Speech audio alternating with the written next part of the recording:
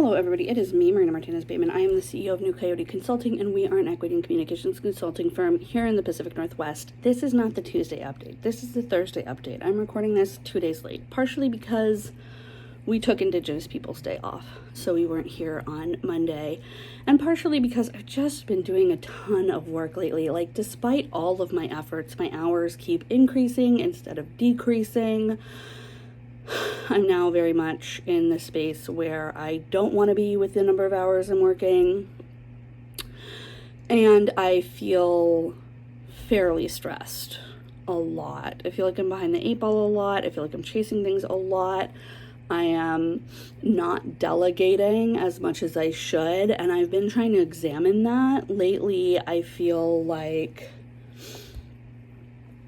I've been having a lot of feelings about being in charge and making decisions, even if they're important strategic decisions for a company. I've been thinking a lot, like just memories have been coming to me of times when I've worked for people that made irresponsible decisions. I've been really stressing out about that.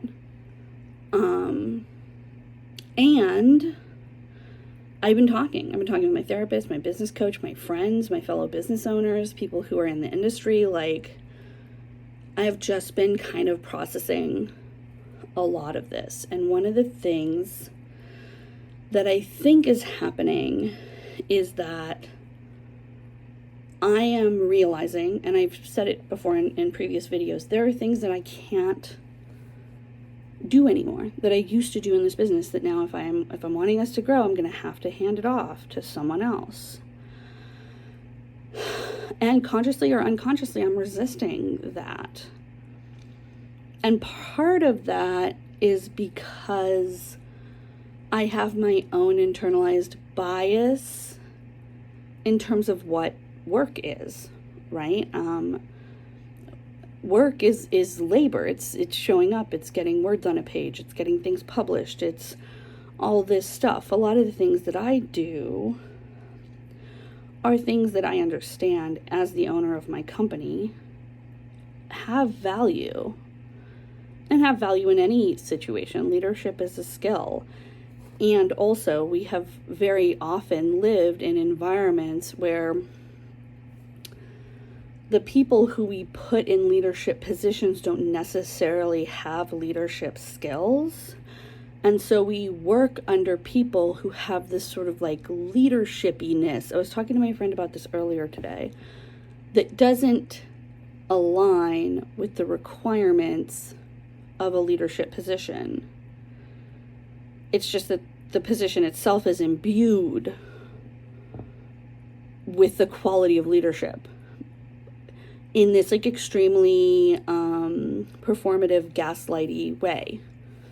So then we have people who are supposed to be our leaders who do not make leadership decisions. They don't seem to have leadership skills. They lack the training or the aptitude or the interest in leading an organization. But because our society says that the higher up you are in the hierarchy of an organization, the better you are as a person, the more worthwhile you are, the more money we make, or you make, as like a CEO and executive, we end up in a position where people who don't want to do that job and who are not good at it will pursue it. And based on privilege and access and maybe dishonesty, who knows, they'll get that job. And then the rest of us have to work under that person. And I think as I'm getting into a position where I'm doing less of everything, right? When you start a company and it's just you do everything. And over the years, I've just done a little bit less of everything and a little bit less of everything and a little bit less of everything. And now it's really kind of clear that in order to have the growth that I want, I have to decide what I will be doing and what I will be delegating. And that doesn't have to be along traditional lines of a CEO, right? But it does have to be, it does have to be less. I do have to be doing less day-to-day company stuff than I am currently doing. And I I feel some kind of way about being just strategy and visioning in sales. Those jobs, I have worked under people who claimed that that's what they were doing, and they were not. And so I have some kind of big feelings about being on the other side of this now. And I think also I have what I'm sort of missing out on, or what I'm not taking into account, is the opportunity that I have to sort of rewrite that script and start cycle breaking, and also understand that this is why I've worked so hard to have these leadership skills for this moment in time, for this position of our company. And I am going to make mistakes. Everybody makes mistakes. It's really like, and I tell this to people I coach all the time, it's not whether or not you're perfect at your job, because you're not. It's whether or not you are taking accountability for your mistakes, seeing where you have missed the mark, going and learning the skills that you determine you were lacking that caused you to miss that mark, and then trying again. And I also think, change is a grief incident. Change, even if it's good change, facilitates grief.